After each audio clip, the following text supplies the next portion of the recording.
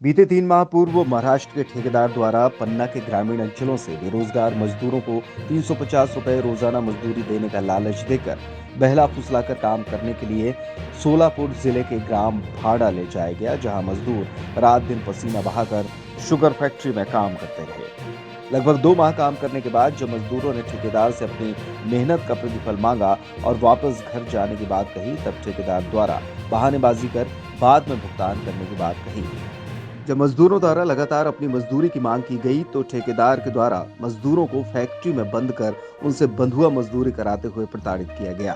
ठेकेदार की मारपीट और प्रताड़ित होने पर मजदूरों ने अपने क्षेत्र के मंत्री बृजेंद्र प्रताप सिंह से फोन पर बात कर आप बीती सुनाते हुए मदद की गुहार लगाई। इस पूरे मामले की खबर मंत्री बृजेंद्र प्रताप सिंह को लगते हुए ही पूरा प्रशासन हरकत में आया और पन्ना कलेक्टर संजय कुमार मिश्र और एसपी धर्मराज मीणा की जुगलबंदी ने महाराष्ट्र प्रशासन से मदद लेते हुए सोलापुर जिले के भाड़ा गांव की शुगर फैक्ट्री में रेस्क्यू कर ठेकेदार के चंगुल से मजदूरों को निकालकर स्पेशल वाहनों के द्वारा पन्ना ले जाया गया। जैसे ही मजदूर बसों से पवई पहुंचे, पन्ना कलेक्टर और एसपी ने मजदूरों का स्वागत करते हुए उन्हें स्वल्पाहार कराया और उन्हें घरों तक पहुंचाया गया।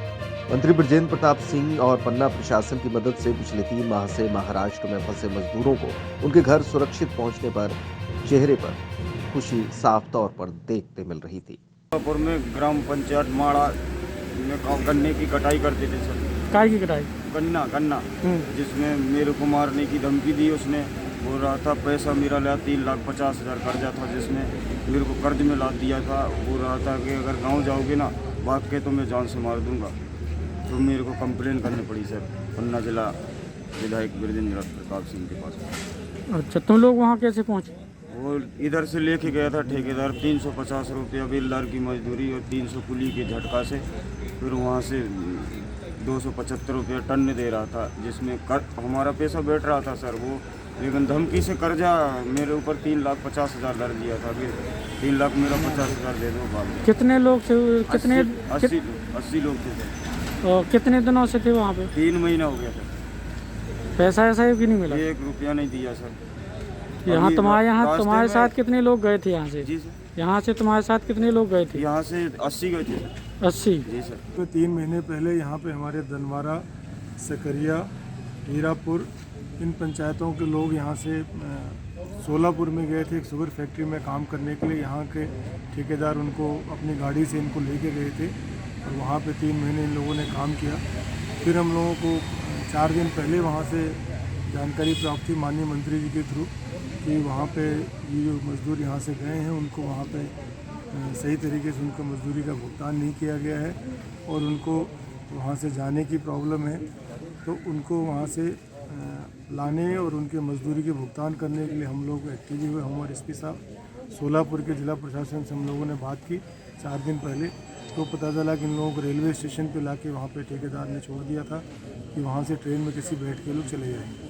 फिर जब जिला प्रशासन सोलापुर के कलेक्टर से हम लोगों ने बात की, फिर उन्होंने ठेकेदार को बुलाया। ठेकेदार के साथ इनकी बात हुई और उनका जो भुगतान अभी लंबित है उसके भुगतान देने के बारे में बात हुई। इनको वहाँ से भेजने की व्यवस्था की बात की गई। तो उन लोगों ने फिर इनको ठेकेदार के किसी ट्रक में उन्होंने उनको बैठा दिया कि बोले ये ठेकेदार का ट्रक जाके इनको कटनी तक छोड़ के आएगा। फिर हम लोगों ने जब ट्रैक किया तो ठेकेदार का ट्रक अगले दिन दोपहर तक जो है सोलापुर से 200 किलोमीटर की दूरी पे ही था। आगे जो ट्रक था, ट्रक को पेमेंट की प्रॉब्लम थी। ट्रक मालिक से बात की तो उसके बोले गाड़ी में तेल नहीं है, तो वो अगले दिन सुबह जाएगा। फिर इन लोगों को वहाँ का नियरेस्ट पुलिस स्टेशन था मालेगांव कर, वहाँ पे उनको रात में वहाँ रुकाया गया। फिर हमको जो लोकेशन जो उनके मीडिएटर थे मुकद्दम वो बता नहीं पा रहे थे कहाँ पे हैं लोग। पहले हमको पता चला कि मालेगांव के पास में है, तो हम लोगों ने बुरहानपुर से बस भेजी इनको मालेगांव से लेने के लिए। बाद में पता चला कि मालेगांव नहीं, मालेगांव कर कोई जगह है तो नांदेड़ से 50 किलोमीटर दूर है। तो फिर हम लोगों ने वहाँ के नांदेड़ के जिला प्रशासन से, हमारे एसपी साहब ने, हम लोगों ने बात की पुलिस प्रशासन से। एसपी साहब ने वहाँ के एसडीओ पुलिस से बात की। फिर उसी ट्रक को हम लोगों ने कहा कि उस ट्रक से इन लोगों को नागपुर तक लाया जाए। तो नागपुर तक लाने की जब तक इनकी पहुँचने की व्यवस्था हो रही थी, इस बीच हम लोगों ने छिंदवाड़ा कलेक्टर, छिंदवाड़ा एसपी से हम लोगों ने बात की। फिर वहाँ से छिंदवाड़ा से हमने नागपुर इनके लिए 2 बसें भेजी और नागपुर में रात लगभग ये लोग 4 बजे ये लोग पहुँचे हैं वहाँ पे। तो हमारी पुलिस और लेबर इंस्पेक्टर की टीम पिछले 4 दिन पहले से यहाँ से पन्ना से निकली हुई थी और हम लोग ये तय कर रहे थे कि जहाँ ये लोग इनको हम लोग पिक करें वहाँ से हमारी पुलिस की टीम इनको लेके आएगी। हमारे भूपेन लेबर इंस्पेक्टर और अथिया जी हमारे सब इंस्पेक्टर ये लोग पहले से नागपुर में थे, तो नागपुर में इनको बस से हम लोगों ने रात में रिसीव किया और नागपुर से फिर हमारी टीम इनको लेके आई है। नागपुर से छिंदवाड़ा, छिंदवाड़ा से जबलपुर, जबलपुर होते आज ये पवई ये लोग आए हैं। ये लगभग 91 लोग हैं, इसमें पुरुष और महिला और बच्चे मिला के।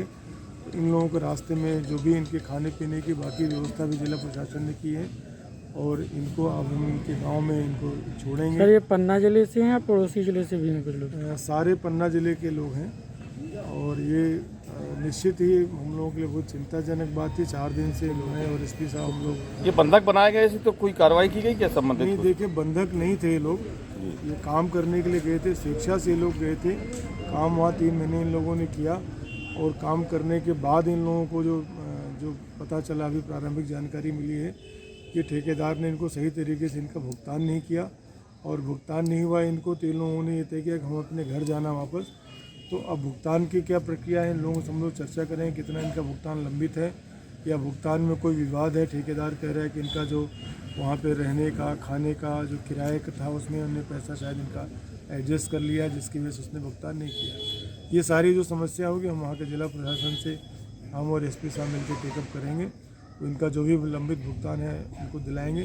पहले हमारी प्राथमिकता थी, चूँकि ये लोग दूसरे प्रदेश में थे, वहाँ जहाँ इनका कोई खाने पीने और बाकी व्यवस्था नहीं थी, तो हमारे श्रम विभाग और माननीय मंत्री जी, जो कि श्रम विभाग के मंत्री जी हैं, उनके भी स्पष्ट निर्देश थे इनको किसी भी तरीके से जिला प्रशासन अपने संरक्षण में इनको ले आए। अब ये लोग अपने घर जाएंगे, इनकी हमारे पास सूची है, लिस्टिंग हम लोगों ने कर ली। इनकी जो भी समस्याएं होंगी स्थानीय तौर पे और सोलापुर जिला प्रशासन से वो हम लोग बैठ के निपटाएंगे।